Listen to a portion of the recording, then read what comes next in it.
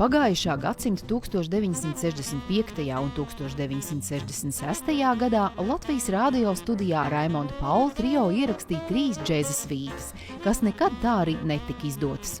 Džēza un improvizācijas mūzikas izdevniecība Jersika Rekords šo netaisnību labojusi un izdevusi šos ierakstus vinilu platē. Maestro šodien to ieraudzīja pirmo reizi un uz vairākiem 10 eksemplāru atstāja arī savu autogrāfu. Redz, kā dzīve viss mainās, vienlaika bija periods, tas plats faktiski izmetāja. Skaņu platē iekļauts 3 Raimonda Paula komponētas džēza svītas, dienvidu akvareļi, iespaidi un kalnu skices. Tās atskaņo pianists Raimonds Pauls, kontrabasists Aivars Timšs, bundzinieki Haralds Brando un Gunārs Gailītis, kā arī tolaik pazīstamais saksofonists Aleksandrs Piščikovs.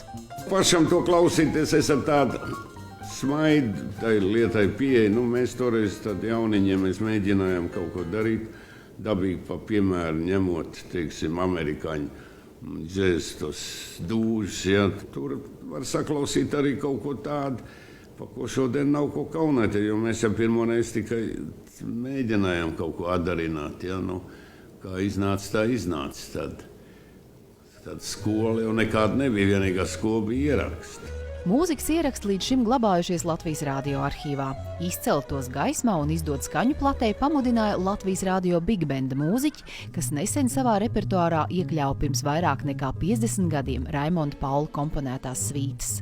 Es esmu priecīgs, ka tās lentes tik tiešām labākas stāvoklī, un mēs varējām tiešām no šī oriģinālā pirmavota izveidot arī analogo kopiju, no kā ir veidot šī plate, tā kā viņa pilnīgi analoga, vispār nekāda digitāla iejaukšanās.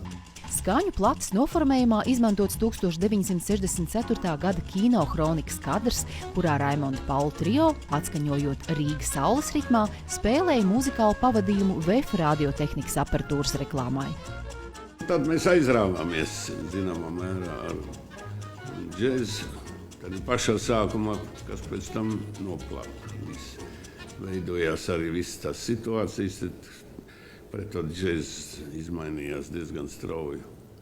Arī tāda attieksme, ja, un tā tālāk. Lielākā daļa mūzika pārslēdzamies uz, teiksim, to saukt, to mūzikas stilu, ko sauc pa padomu laiku. Estrādes mūzika. Lai gan vairāk mūziķi tomēr arī tādā laikā atrada pa iespēju mēģināt. Un es ļoti labi atceros tādu fanātiķu džezistu kā Gunārs Rozenbergs, kā Raimonda Raubisko.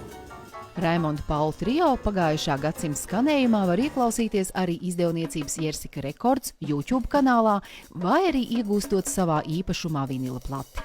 Līga Gaigala un Normunds Pavlovskis, Latvijas televīzija.